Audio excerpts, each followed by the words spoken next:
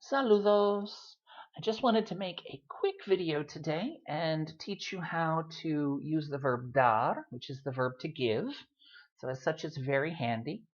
As you can see, most of the forms of dar are just regular AR forms to form das, you give. Usted da, you give. Nosotros damos, we give. Vosotros dais, if you're learning vosotros, it's dais. The only irregularity, if you can even call it that here, is that there's no accent mark because it's just a one-syllable word. So there's no need for an accent mark. Ustedes, the other word for y'all, dan, ustedes dan. Él da, he gives. Ella da, she gives. Ellos dan, they give. Ellas dan, they give. Simple, easy, regular, except for the yo form. That's the only form that's irregular. Instead of yo do, it should just be do. Cut off the AR, and instead of adding O, you add OY. Yo doy. Doy. So, muy fácil. And you're thinking, okay, why did you even make a video for this? Porque es muy útil saber este verbo, doy, das, da, damos, dan, para aprender los pronombres de complemento indirecto. It's very good for learning the indirect object pronouns, because when you give something and you give it to someone.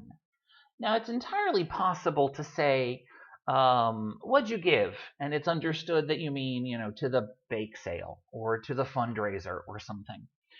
Y no hay que especificar. You don't have to specify all the time. But usually you say to whom or to what you gave something.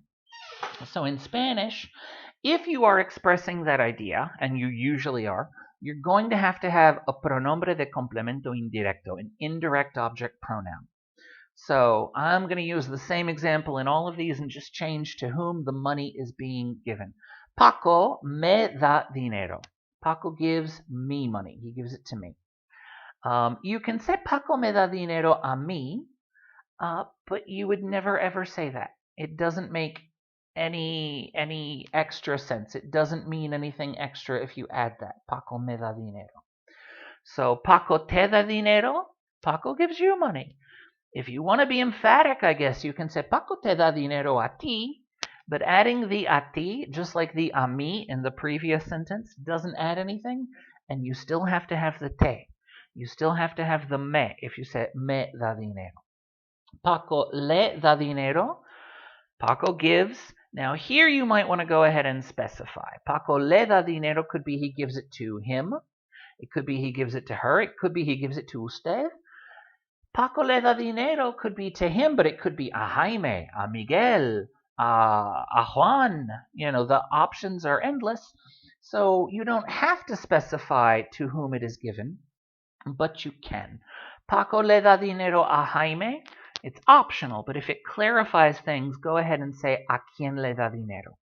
Again, even if you say le da dinero a Jaime, you have to have the le. It is obligatory.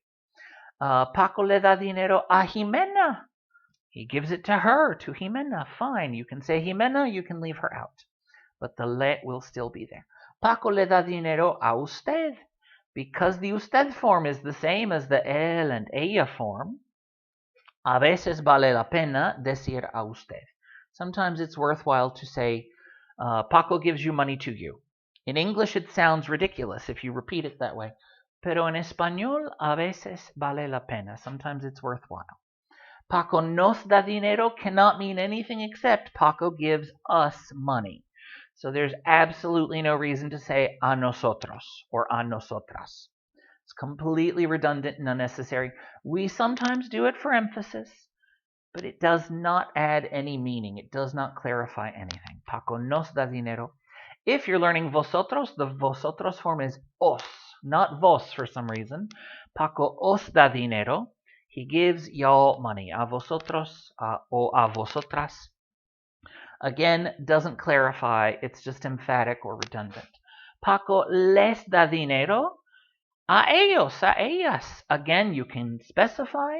You can say Paco les da dinero a los niños, to the little kids.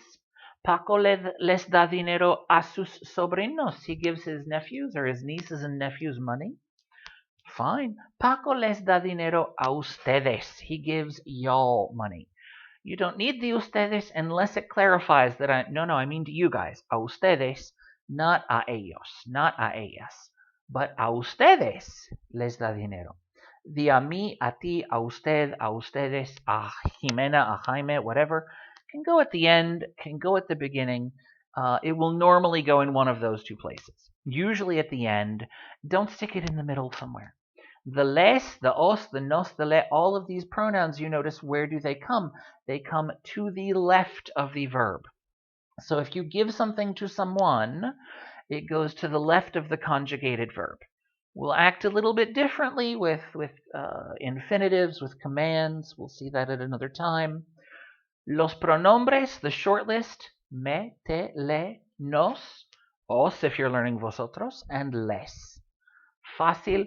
If you're learning vos, if you're planning to go to Argentina, I believe they use te for vos. If you need to make the sentence negative, put the no before the pronoun.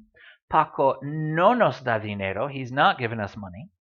Paco no me da dinero. He doesn't give me money. And then other verbs that you might find useful with this, I believe they're all regular air verbs. Mandar and enviar both translate as to send. Mandar can also mean like to tell someone what to do, to order someone around, but they can both mean to send. Regalar is to give something as a regalo, as a gift. Comprar is to buy. You don't buy it to a person, but you buy it for a person. Le compro un suéter. I buy him or her a sweater. Te compro un sombrero. I buy you a hat. Me compro unas botas. I buy myself some boots. Technically, then it's not indirect, but it works the same way. Donar is to donate, to give, yeah, but like as a grant, as a donation. So, all perfectly good AR verbs that you can use with these indirect object pronouns. I always have to make sure that I say it correctly.